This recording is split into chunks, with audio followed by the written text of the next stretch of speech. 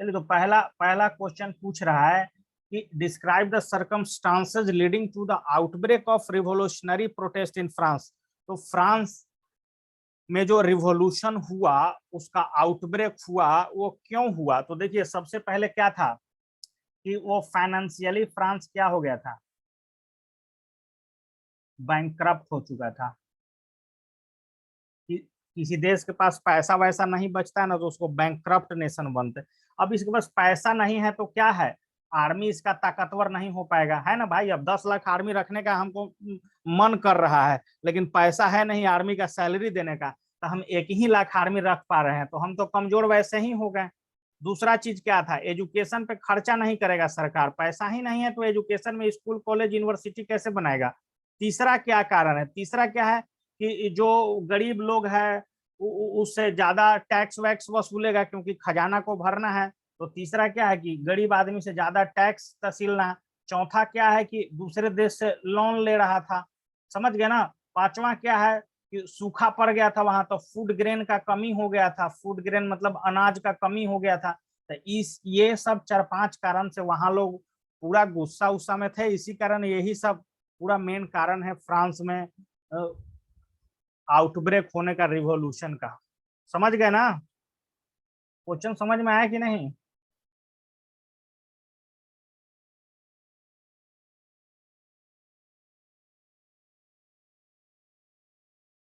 समझ में आया तो इसको लिखो भाई, जब तक लिखोगे नहीं ना, ये सब हो नहीं पाएगा। पहला क्वेश्चन एनसीईआरटी का यही है, जल्दी से लिखिए इसको। 5 मिनट लगे तो लगे, आज इसका पूरा क्वेश्चन करवाएंगे, आराम से लिखो। 5.5 को क्वेश्चन है, 10-10 मिनट में आराम से लिख लोगे।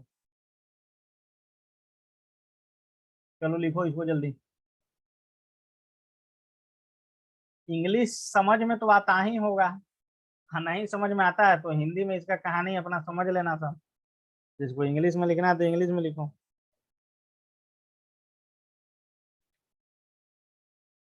इंग्लिश इंप्रूव हो जाएगा, ये सब जिसका मीनिंग उनिंग नहीं पता है उसका मीनिंग उनिंग सब खोज लेना। जैसे ट्रेजरी का मतलब नहीं पता चल रहा होगा, ट्रेजरी मतलब क्या होता है, तो खजाना होता है। ये तो जगह का नाम है, तो इसमें तो कोई दिक्कत है नहीं। ऐसा कुछ नहीं है कि एक्स्ट्रा वेजेंट का मतलब क्या होता है, सब खोज सकते हो मीनिंग इसका।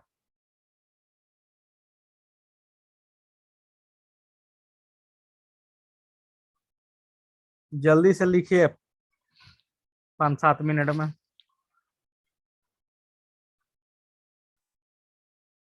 7:45 तक ये क्वेश्चन लिखा जाना चाहिए।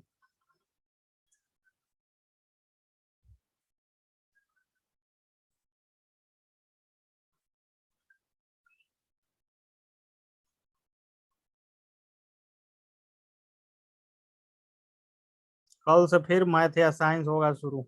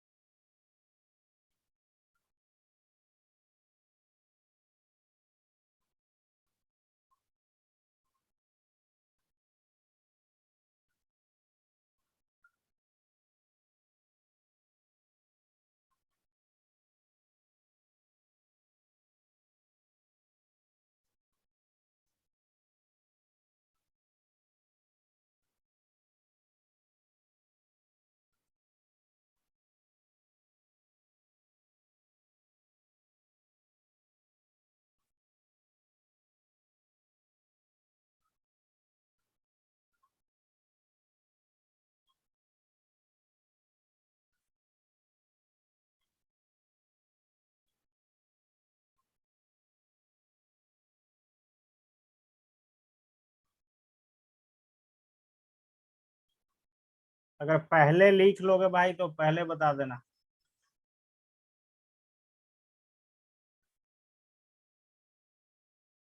टॉपिक का नाम बताइए, हम टॉपिक ला रहे हैं, टेंशन मत लो, जो टॉपिक नहीं हुआ है वो भी होगा।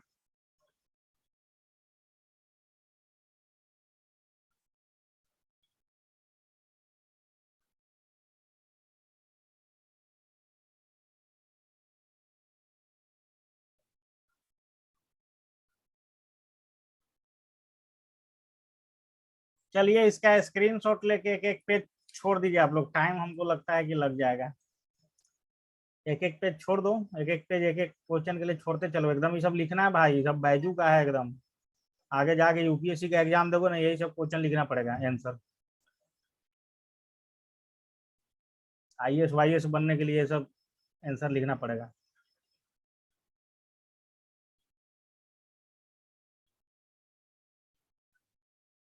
अच्छा ये तो क्वेश्चन भाई एकदम सिंपल, तुम लोग देख के बता सकते हो, इतना हम कहानी बताए थे। Which group of French society benefited from revolution? तो सिंपल है, फर्स्ट और सेकंड वाला तो मजा मार ही रहा था, थर्ड वाले को ना बेनिफिट हुआ होगा, तो पहला है क्वेश्चन का तो इसका ऐसे ही आंसर मिल जाएगा। क्या कोई दिक्कत है इसमें? तो इसका देखने का उतना कोई जरूरत नहीं है। और क्या है, which group we are forced to relinquish power, which section of the society would have been disappointed with outcome of the revolution? तो सिंपल है, आप नाराज कौन कौन लोग हुए? नाराज हुए फर्स्ट और सेकंड ई स्टेट वाले, खुश हुए थर्ड ई स्टेट वाले, समझ गए ना? तो इस क्वेश्चन में तो हमको लगता नहीं है कि होना चाहिए। देखो, French society was divided into three E state, the third E state benefited the most. मतलब रिवॉल्यूशन के बाद तो भाई शासन तो जनसंख्या अब जहां वोट पे होने लगेगा, तो फर्स्ट ई स्टेट का जनसंख्या कितना था? फर्स्ट ई स्टेट का जनसंख्या वहां पे 1,30,000 था, सेकेंड ई स्टेट 1,50,000 था, तो ये सब मिलके 50-25 लाख को नहीं ना कर सकता है, तो थर्ड वाले को ज्यादा बेनिफिट हुआ। The third E state consist of, third E state में कौन कौन से लोग आते थे? पीजेंट, आर्टिस्ट सब, small peasant, landless labourer, servant, big businessman, merchants, court officials, lawyer, ये लोग थर्ड ई स्टेट में आते थे। और फ्रेंच रिवॉल्यूशन के बाद इन्हीं लोगों को ज्यादा फायदा हुआ। The group that were force to relinquish power came under the first and second e state। जो फ्रेंच रिवॉल्यूशन में लोग चाहते थे, वो पहले किसके हाथों में सत्ता का बागडोर था? फर्स्ट और सेकेंड ई स्टेट के पास। The people has enjoyed certain privilege by birth which with the revolution these peoples. मतलब क्या हुआ उसके बाद? रिवॉल्यूशन के बाद जो भी फ्रांस में आदमी जन्म लेगा वो वहां का निवासी माना जाएगा, उसको सारा राइट्स दिया जाएगा, कोई जाति पाति नहीं, कोई भेदभाव नहीं। तो ये क्वेश्चन समझने में कोई दिक्कत? बताओ जल्दी।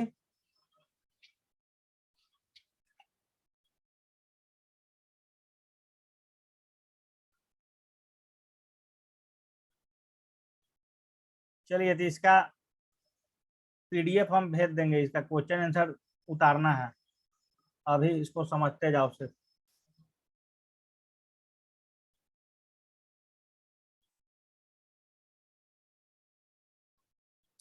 Describe the legacy of French Revolution for the people of the world during the 19th and 20th century। तो देखिए अब भाई, अब फ्रेंच रिवॉल्यूशन क्यों वरदान साबित हुआ पूरे वर्ल्ड के लिए?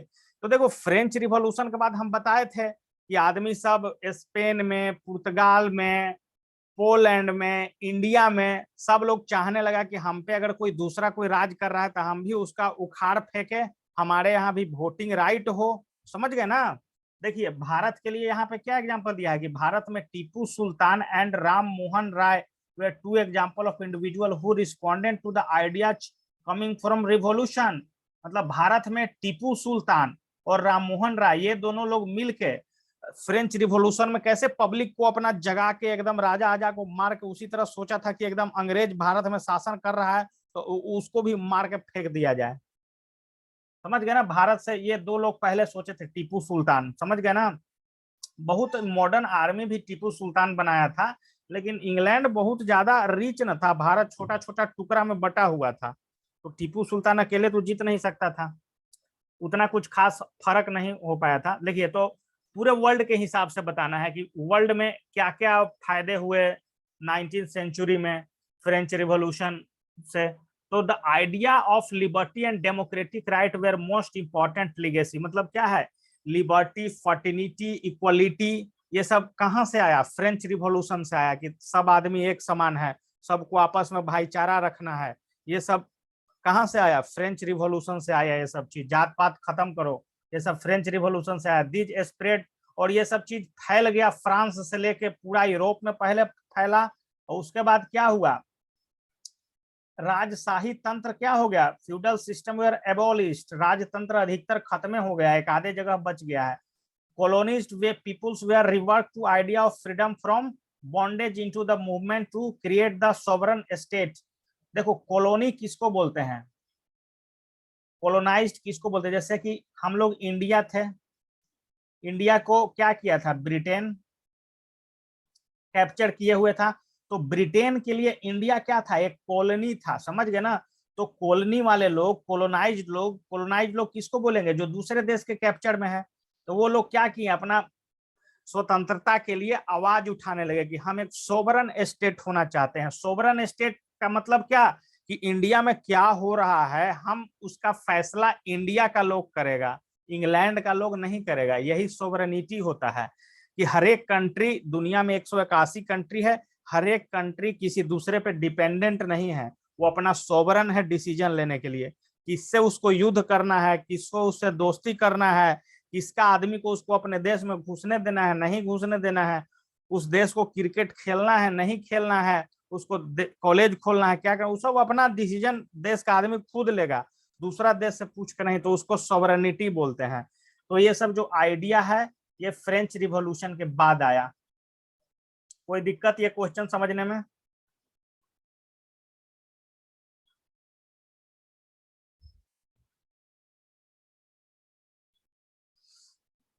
बताइए जल्दी, कोई दिक्कत इसको समझने में? चलिए, तो ये सब बना लेना है। नेक्स्ट,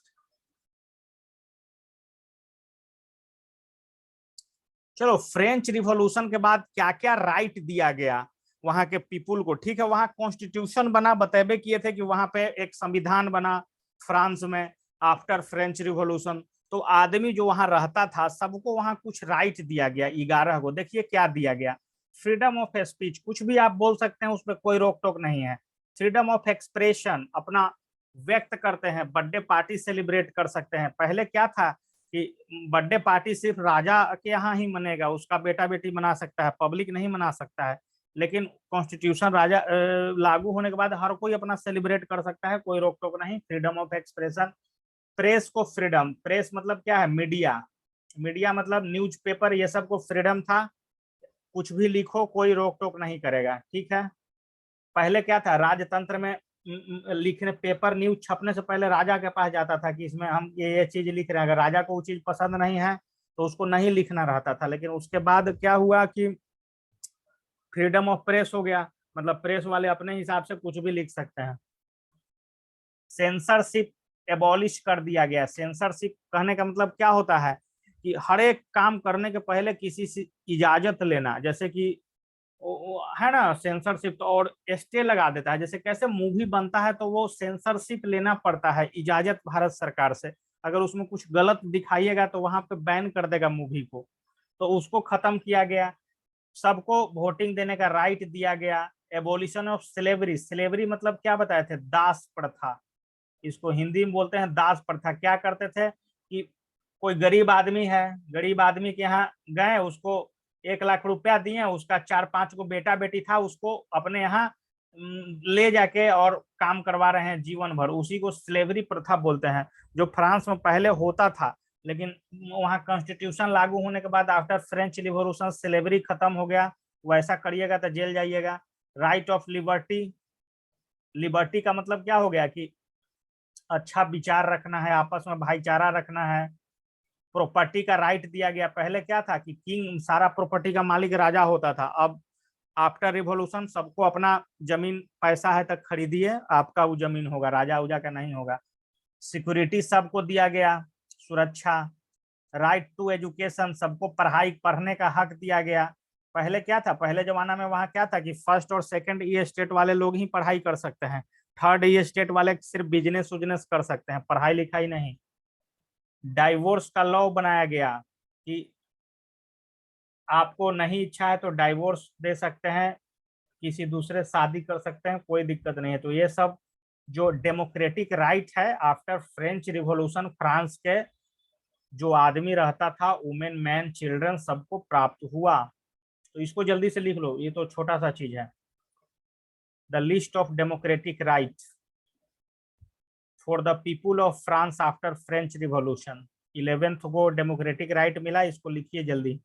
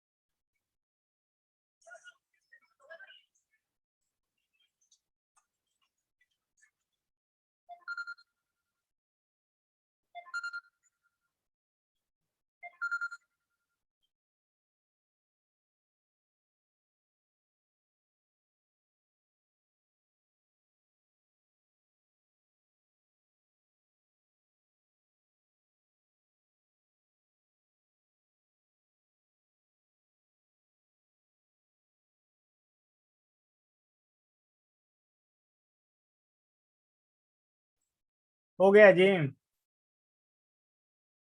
हो गया।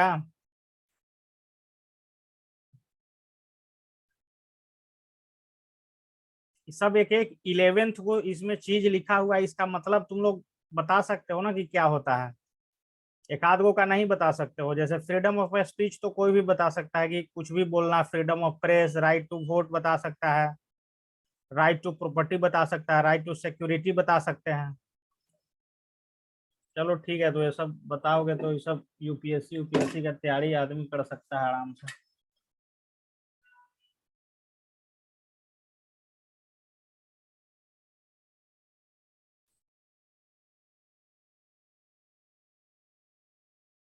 क्या दिया है, what you agree with the view that the message of universal right were beset with the contradiction। Universal right कुछ कुछ होता है जिसको हम लोग बेसिक राइट बोलते हैं, समझ गए ना, यूनिवर्सल राइट।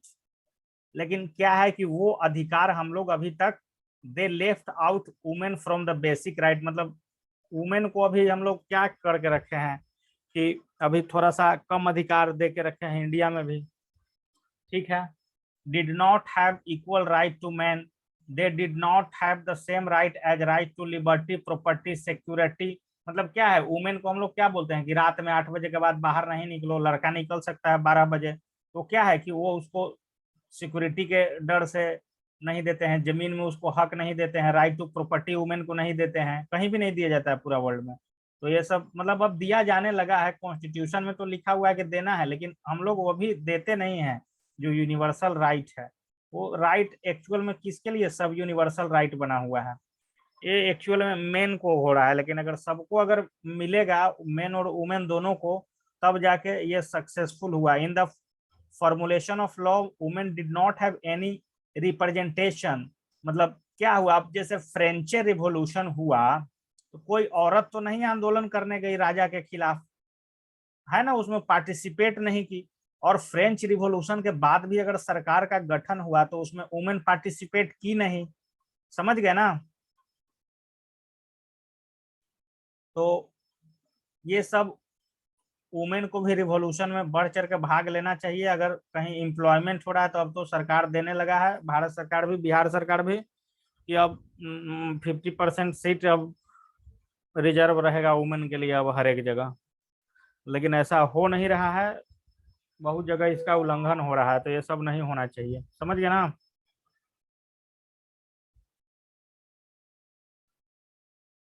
तो कहाँ हो जा रहा है कॉन्ट्राडिक्शन? का मतलब होता है कि मतभेद होना। तो यूनिवर्सल राइट को लेके मतभेद कहाँ पे हो जा रहा है? तो वही हो जा रहा है, वुमेन राइट को लेके मतभेद हो जा रहा है, कॉन्ट्राडिक्शन। राइट मिलना चाहिए, नहीं मिलना चाहिए, कोई आदमी बोलेगा कि मिलना चाहिए, कोई आदमी बोलेगा कि नहीं मिलना चाहिए। ये सब अपना अपना मत है। इसमें जो लिखा हुआ है 4 लाइन में, उस बेस्ट आंसर लिखा हुआ है। तो ये भी 2 मिनट में जल्दी लिखो तो।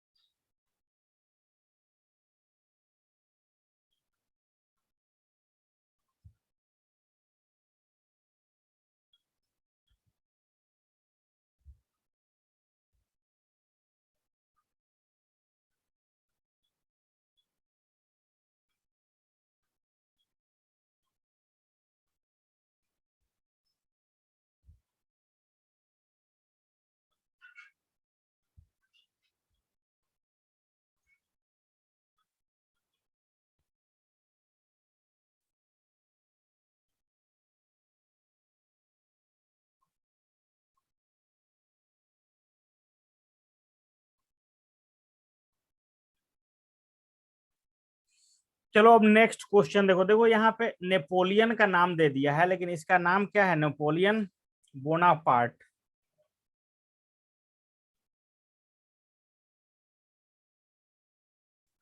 नेपोलियन तो वो तो ये बोनापार्ट नाम का चर्चा हुआ है, 4-5 वो जो कमांडर लीडर का नाम हुआ है फ्रेंच रिवॉल्यूशन में, लेकिन नेपोलियन नाम नहीं दिया हुआ था। इस कारण इस टॉपिक से भटक गया, जो कि पॉपुलर टॉपिक है फ्रेंच रिवॉल्यूशन का। ठीक है, सबसे पहले तो ये क्या था, ये समझो कि फ्रेंच रिवॉल्यूशन का ये कमांडर था। मतलब ये तय था कि अगर फ्रांस में क्या है, लुइस वाला सब हटेगा तो यही वहां का राजा उजा बनेगा। तो 1804 ईस्वी में ये, पहले तो ये इटली का राजा था, समझ गए ना, ये इटली का राजा था। उसके बाद फ्रांस का ये राजा बना, समझ गया ना। देखिए क्या है, और ये सबसे महान किंग में इसका गिनती किया जाता है। हर एक को ये जितना से युद्ध करता था सबको हरा देता था, समझ गया ना। और इसको मॉडर्न यूरोप का अग्रदूत माना जाता है। मतलब जितना भी चीज अभी हम लोग हुआ, जैसे प्राइवेट प्रॉपर्टी वाला अधिकार, मतलब पहले क्या था, जैसे ये नेपोलियन राजा होते हुए भी लोगों को जमीन खरीदने का अधिकार दिया, प्राइवेट प्रॉपर्टी आप इकट्ठा कर सकते हैं। ये राजा होते हुए भी ऐसा काम किया। दूसरा क्या किया, वेट और मेजर के लिए शुरू किया। जैसे पहले वजन से नहीं तौला जाता था, समझ गए ना। पहले जमाना में पैसा वैसा था नहीं, पैसा वैसा कुछ नहीं था, तौलने वाले का मशीन नहीं था उस जमाने में। तो वेट एंड मेजर का मतलब ये अपने जब राजा था उसी जमाने में इसका आविष्कार हुआ। डेसिमल सिस्टम का आरंभ हुआ। डेसिमल सिस्टम मतलब जानते हो ना, 0, 1, 2, 3, 4, 5, 6, 7, 8, 9 को 9 तक इससे जो संख्या बनता है उसको डेसिमल बोलते हैं। डेसिमल सिस्टम का आरंभ इसी के जमाने में हुआ, समझ गए ना। और क्या दिया हुआ, many of his major carried the revolutionary idea of liberty and modern law of other part of Europe. और वो जहाँ ये शासन किया वहाँ कुछ कॉन्स्टिट्यूशन बनाया, उसमें कुछ लॉ लेके आया, वो पूरे यूरोप में उसके बाद पूरे वर्ल्ड में फॉलो हुआ उसका दिया हुआ विचार, समझ गए ना। उसका पूरे पॉजिटिव इम्पैक्ट उसके डेथ के बाद भी बहुत जगह पड़ता रहा। ये किसी से हारता हारता नहीं था, युद्ध भी सब जीता जाता था, लेकिन लास्ट में वो हारा। बैटल ऑफ वाटरलो में हारा, मरा, खत्म हुआ कहानी इसका, समझ गए ना। तो ये नेपोलियन कौन था, ये सेनापति था। उस समय क्या था, फ्रांस के आर्मी का कमांडर था, समझो कि भड़काने अड़काने में इसका योगदान था, समझ गए ना। नेपोलियन विश्व के सबसे महान सेनापतियों में गिना जाता है।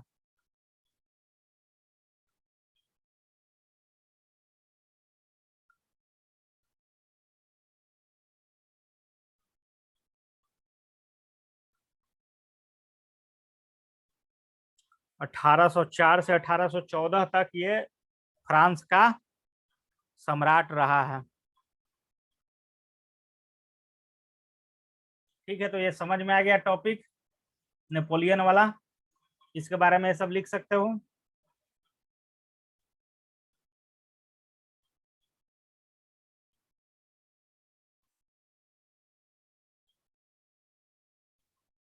चलिए, तो ये सब क्वेश्चन हमको लगता है कि अब समाप्ति हो गया क्या।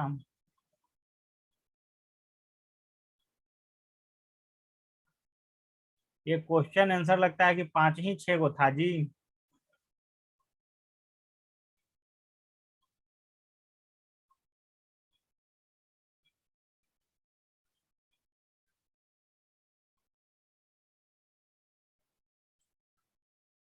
और इससे रिलेटेड क्वेश्चन तो बहुत बन सकता है, देख लेते हैं थोड़ा सा क्या है।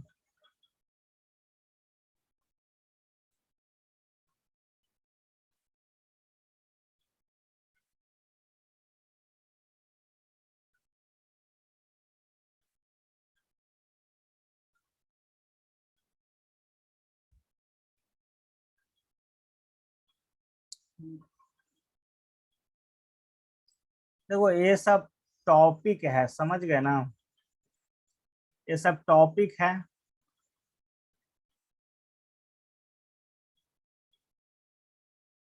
कुछ कुछ पॉइंट यहाँ पे दिया हुआ है, ठीक है ना। French society during the late 18th century कैसा था, तो वही बताना है कि first state, second state, third state में विभक्त था। फर्स्ट और सेकंड वाले टैक्स नहीं देते थे, काम नहीं करते थे, थर्ड वाले टैक्स भी देते थे, काम भी करते थे। स्ट्रगल कैसे कैसे हुआ, कैसे कैसे फ्रेंच रिवॉल्यूशन का घटना, आउटब्रेक कैसे हुआ फ्रेंच रिवॉल्यूशन का, France become the constitutional monarch कैसे हुआ, right of terror, reign of terror बताए थे ना, रीजन ऑफ टेरर का एज कब आया, did women have a revolution, the abolition of slavery कैसे हुआ, the revolution of everyday life. ये सब एक्स्ट्रा टॉपिक है फ्रेंच रिवॉल्यूशन के चैप्टर का, जिसके बारे में तुम लोग चाहोगे तो थोड़ा थोड़ा लिख सकते हो, गूगल से देख के। समझ गए ना।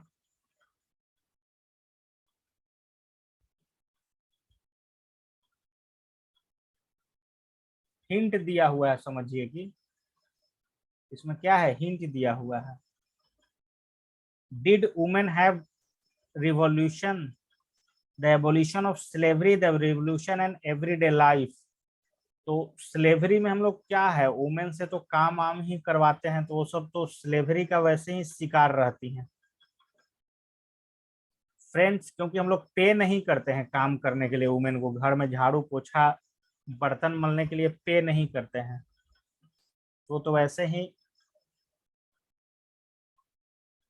लेबरर का काम करती है। तो इसका भी स्क्रीनशॉट लेके इस पे विचार फरमा सकते हो, और कोई दिक्कत नहीं है, एनसीईआरटी किताब 5 बार पढ़िए, सब समझ में आ जाएगा। समझ में आया ना। अब इससे ज्यादा आएगा भी नहीं, और इससे ज्यादा कहीं पढ़ाई भी नहीं होता है इतना कहानी टाइप की। इससे बढ़िया है कि यूट्यूब पर इसका एनिमेशन वीडियो भी होगा फ्रेंच रिवॉल्यूशन का, वो सब देखो, मस्त रहो।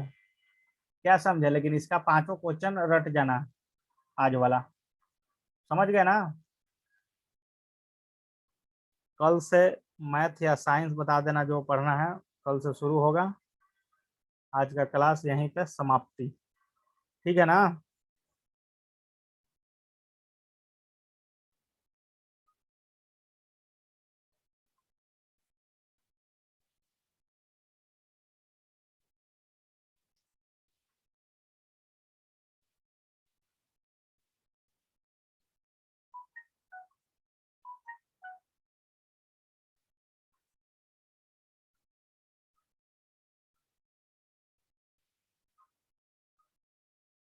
क्या है, डॉक्टर गिलोटीन कौन था।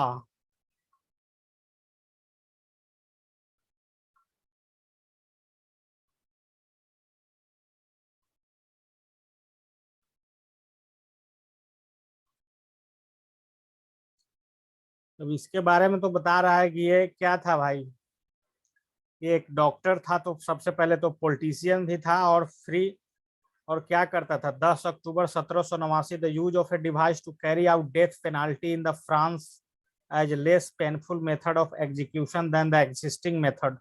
मतलब क्या था, फांसी वासी जैसे दिया जाता है ना, तो वैसा मौत का दवाई देता था, जिससे आदमी को थोड़ा दर्द वर्द कम हो।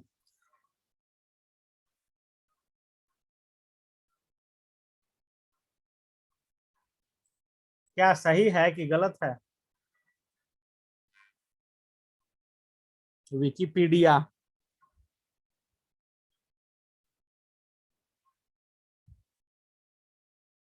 गलत है। क्या से सही बताओ, कौन था।